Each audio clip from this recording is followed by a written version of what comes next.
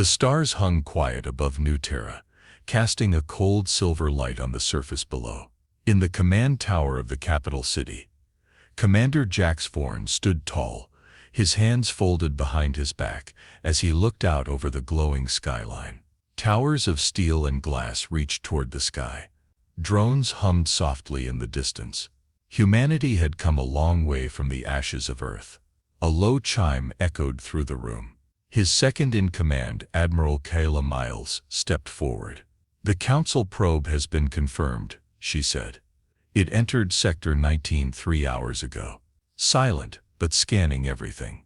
Jax's jaw tightened. "So they're watching again." Kayla nodded. "Yes. After all these years they finally looked back." Jax turned from the window. His eyes were sharp, calm. "Prepare the Sovereign Blade. We'll go to them." Kayla hesitated. "Are we ready?" He didn't answer right away. He walked slowly to the central command table, pressing a control. A holographic map of the galaxy flared to life. The Human Sovereign Union glowed in deep blue, small but steady. Surrounding it were the vast green sectors of the Galactic Council, still untouched, still powerful. "We were cast out 100 years ago," Jax said quietly. "They thought we would scatter and die. But we didn't." Kayla looked at him, her voice softer now. "We built this." "Yes," Jax replied. "In silence. In exile. We built something stronger than they ever imagined. Now they'll see." He tapped the map. A red line appeared, tracing a course from New Terra to the Council capital, Zephyrian Prime. "Gather the High Council," he said.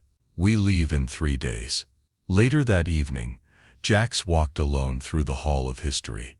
Along the tall walls, carved in black stone, were scenes of Earth's fall, burning cities, drowned coastlines, the day the exile order was signed by the Galactic Council.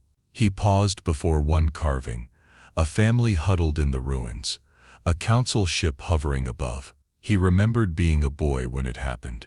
His father was a soldier, his mother a teacher. They didn't survive the journey to New Terra. He clenched his fist. No more silence, no more shame. 3 days later, the Sovereign Blade lifted into orbit, sleek, black, and massive. At its head, Jax Vorn stood on the bridge, watching the stars open before them. Other ships followed, battle-ready, silent, disciplined. A fleet built in the shadows. "Course set," said Kayla. "Engage," Jax ordered. The stars stretched, and then the fleet jumped to faster-than-light speed. Humanity was returning to the galaxy, not to beg, but to be heard. The void of space rippled as the Sovereign Blade exited faster-than-light travel. One by one, the rest of the fleet appeared behind it, each ship taking formation with smooth, silent precision. Before them floated Zephyrian Prime, the heart of the Galactic Council. The planet shimmered with light. Giant orbiting rings held cities in the sky. Spaceports buzzed with traffic from hundreds of species. It was a symbol of unity, order, and control. Commander Jax Vorn stood at the front of the bridge, arms crossed, eyes locked on the world ahead. "It's been a long time," Admiral Kayla Miles said quietly. "Yes," Jax replied. 100 years too long." A message came through, crisp and formal. "Unidentified fleet, this is Galactic Council Command. State your purpose and identity." Jax stepped forward. "This is Commander Jax Vorn of the Human Sovereign Union. We are here under peaceful intent to request formal recognition and an audience with the High Council." There was a long pause. The crew waited in tense silence. Then finally, a reply. "Proceed to Orbital Dock 9. Council escorts will meet you there. Your warships are to remain in standby formation." Jax nodded. Acknowledged. The shuttle descended into Zephyrian's upper atmosphere. Jax sat still, dressed in a black formal uniform bearing the silver crest of the Union. Kayla sat beside him, her posture straight and eyes alert. 2 guards flanked them. No weapons, just presence. Below, Zephyrian's cities looked like polished circuits, towers of silver blue light and flowing rivers. Flying vehicles zipped between spires. It was beautiful, but cold. Everything here served order. They landed in a grand chamber of glass and stone. Waiting for them was High Chancellor Varel Ka. She was tall, alien and elegant, her skin smooth and pale green, eyes like sharp gems. She wore robes trimmed in gold, her posture calm and unreadable. "Commander Vorn," she said with a small nod. "You are not what I expected." "Neither is humanity anymore," Jax said simply. She studied him. "The last time your kind stood here, they threatened war. They were exiled for refusing peace." Jax held her gaze. "We were punished for defending ourselves. But we've changed. We didn't come to beg. We came to be heard." Varel turned smoothly. "Then come. The council will decide what to do with your request." Inside the council hall, Jax stood on a central platform surrounded by towering seats. Alien leaders of all shapes and sizes watched him. Some whispered, others stared in silence. The memory of humanity's exile still burned in their minds. Jax spoke clearly. "We built the Human Sovereign Union from nothing. We survived. We advanced. We've stayed silent. But we are no longer alone or weak. We request recognition as an independent equal power." A reptilian counselor hissed. "You return with warships. That is not peace." Jax didn't flinch. "We came ready to protect ourselves, not to provoke war." Another counselor, bird-like in form, leaned forward. "Why now?" Jax answered. "Because we are ready, and because you never answered our calls before." Varel Ka remained silent, watching with a faint cold smile. The session ended with no vote, only murmurs and warnings. Outside, Kyla joined Jax. "They don't trust us. They never did," he said. "But we'll give them a reason to." Above them, the stars of Zephyrion Prime glittered like silent witnesses. The past was not forgotten, but the future had just begun. Tension thickened in the air above Zephyrion Prime. Commander Jax Vorn watched the city from the diplomatic tower where the Union delegation had been placed. Outside the tall glass windows, alien transports passed in silent streaks. Inside, the air was colder. Meetings had grown shorter. Council members gave fewer answers. "They're stalling," Admiral Kayla Miles said, entering the room. Jax turned to her. "They fear us, but they don't know how to handle us." Kayla nodded. "Still no vote scheduled. They're dragging it out, hoping we'll lose patience." Jax looked back toward the skyline. "We won't, but we also won't wait forever." The next day everything changed. An explosion rocked the lower district of Zephyrion Prime. Smoke rose over one of the council's minor embassies. Security alarms howled. People scattered. The news broke fast. A council diplomat from the Lurithi species had been killed. Blame came even faster. Within the hour, news streams declared the bomb to be human-made. No proof, just claims. Alien voices demanded action. Protesters gathered. Rumors spread like fire. Back at the Union quarters, Kayla slammed a datapad onto the table. "This is a setup." Jax reviewed the footage. The bomb's design was old, decades out of date. The kind used during Earth's final wars. "They're using our past against us," he said. "Someone wants to stop us before we even begin." Kayla stepped closer. "Do we respond?" Jax shook his head. "Not yet. We investigate."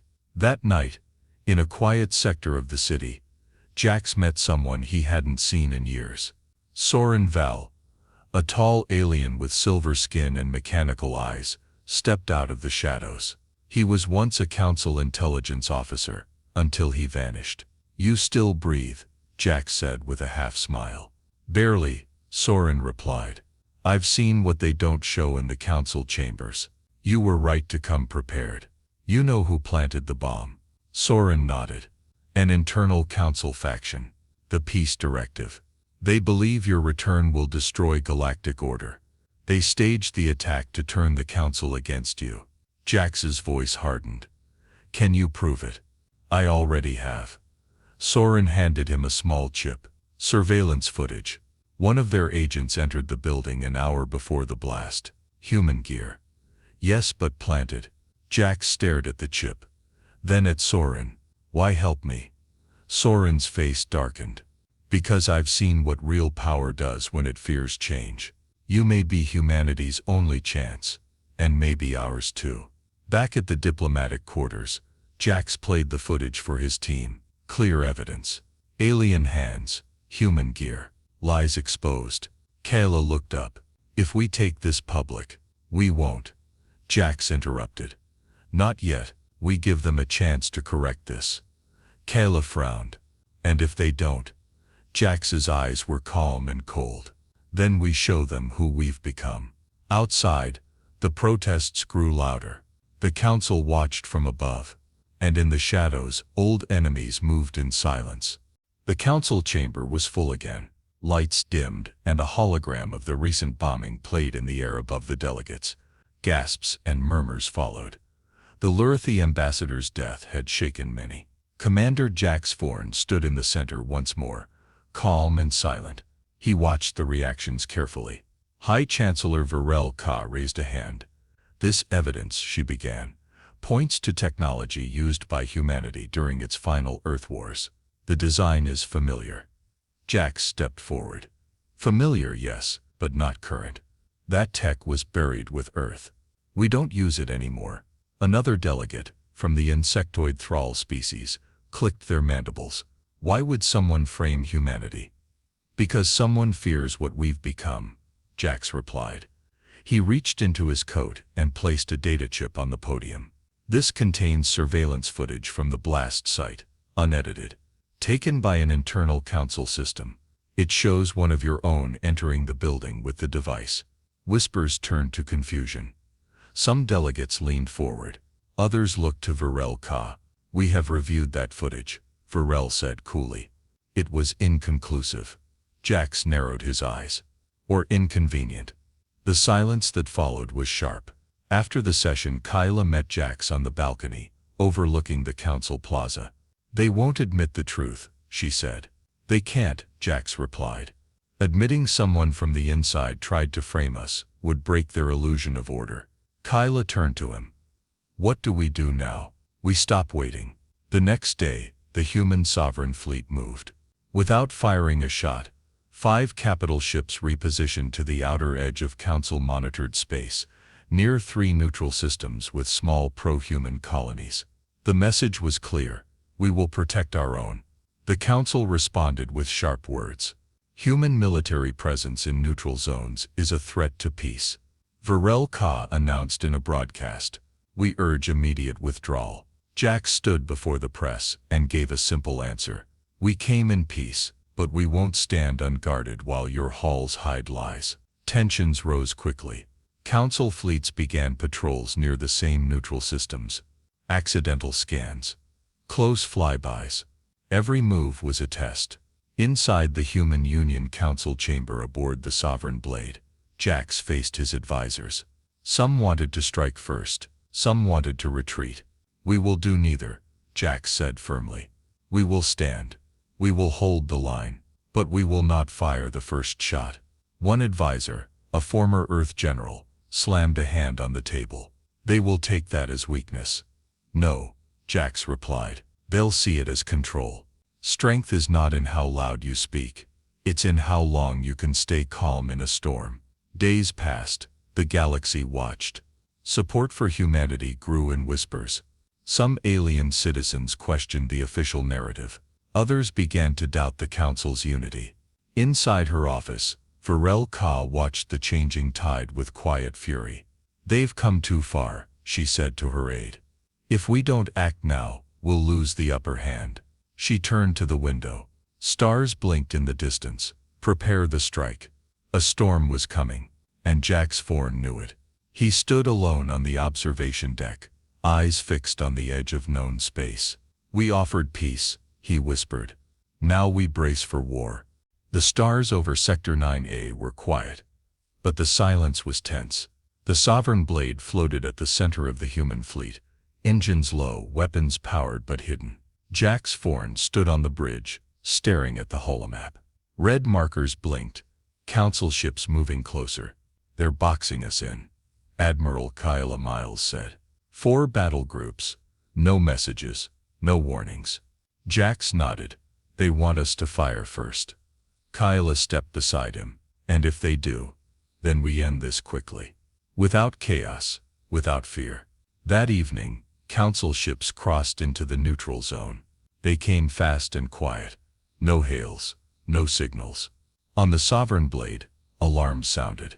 "They're approaching Colony Station Argos 5, the helmsman said. "Defensive systems online. Civilians are still inside." Jax took the command. "This is Commander Jax Forn to all Union vessels. Hold your position. Defend the colony. Do not engage unless fired upon." Kyla frowned. "They'll think we're weak." "No," Jax said. "They'll see we're in control." A single Council cruiser broke formation and fired a warning shot. The plasma beam streaked past the colony, striking the asteroid belt behind it. A show of force. Jax's voice rang out across all frequencies. "This is your final warning. Back down or we will respond." No answer. The cruiser charged weapons again. Then from the shadows of the asteroid belt, 3 human stealth corvettes decloaked, quick, sharp and silent. They moved behind the cruiser and locked on. Jax raised his hand. "Disable, not destroy." Stab! The corvettes fired precision blasts, targeting engines and weapons. In seconds the cruiser was dead in space. No casualties, no damage to the colony.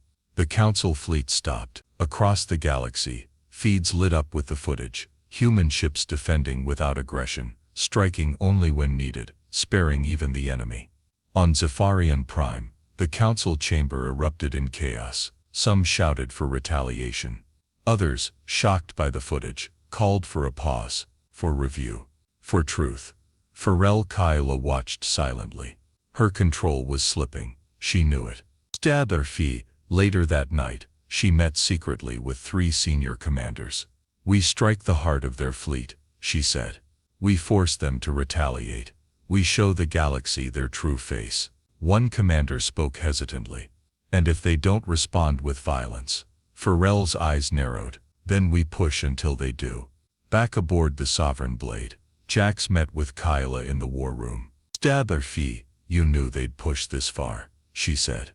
"Yes," Jax replied. "But now the galaxy has seen our restraint. Every action they take now only proves our strength." Kyla studied him. "How far are you willing to go?"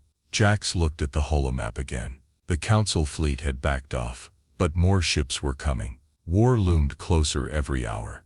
"I'll go as far as it takes to protect our people," he said. "But I won't lose who we are." He paused. "Tomorrow we speak to the galaxy."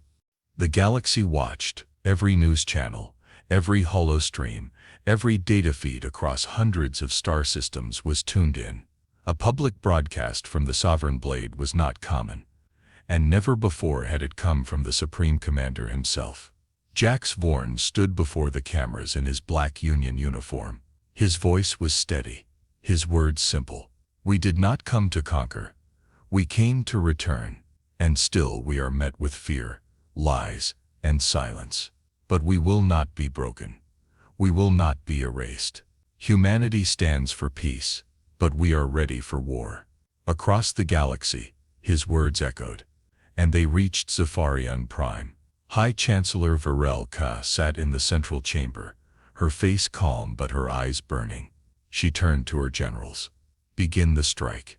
In the outer rim near the Syrian belt, the Council's elite fleet jumped into position. 40 ships, heavily armed, moved straight toward the human fleet. A warning was sent. "Your presence violates Council space. You have 60 seconds to withdraw." On the Sovereign Blade, Jax stood on the bridge, facing the approaching threat. Kyla looked to him. "Orders." He looked calm, focused. "Stand firm. Activate the net." Within seconds, a web of defense satellites hidden in the asteroid field came online. Energy shields snapped across the battle zone. Union ships moved like one mind. No panic, no confusion. The Council fleet fired. Beams of plasma lit up the void. Explosions bloomed around the edges of the shield net. Human ships took minor damage, but held formation. Jax stepped to the tactical console. "Target their lead destroyers. Disable weapons. Engines only." "Confirmed," Kyla replied. The human fleet responded. Silent, swift and precise. One by one, Council destroyers lost power and drifted.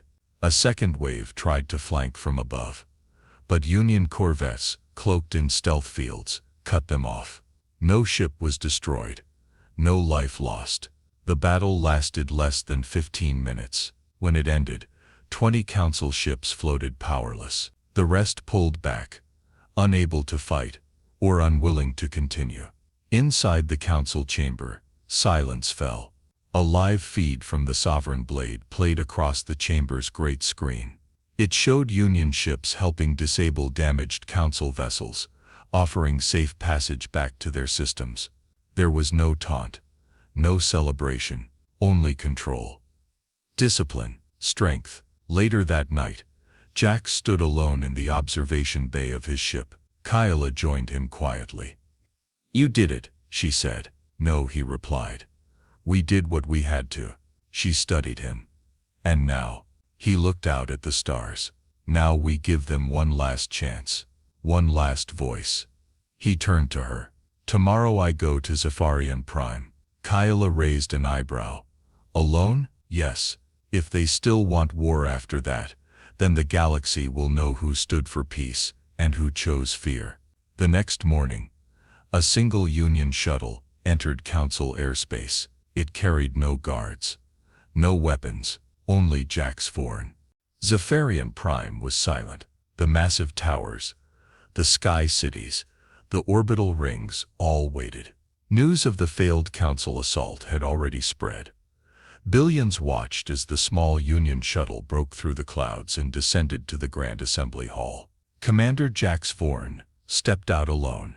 No weapons, no escort, only his black Union uniform and calm resolve. He was led through tall halls of crystal and light. Alien guards stood still. Officials whispered as he passed. Inside the Council chamber, all eyes turned to him. He walked to the center platform and looked up at the rows of alien leaders surrounding him. Some stared in silence. Some looked ashamed. Others still burned with suspicion. High Chancellor Varel Ka sat at the highest seat, expression cold and unreadable. Jack spoke.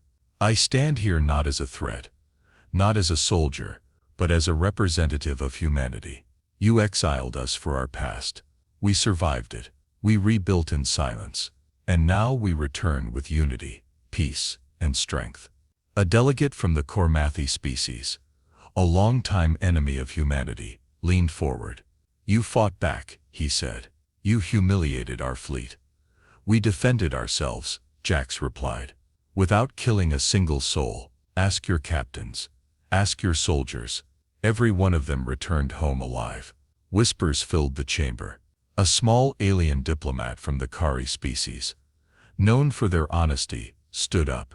"I watched the battle. I saw the restraint. I say we have judged them too long for the sins of the past." Another voice rose. "Humanity has shown control, perhaps more than us." Eyes turned to Varel Ka. She rose slowly, her voice sharp. "Do not forget the fire that once burned in them." Jax met her eyes.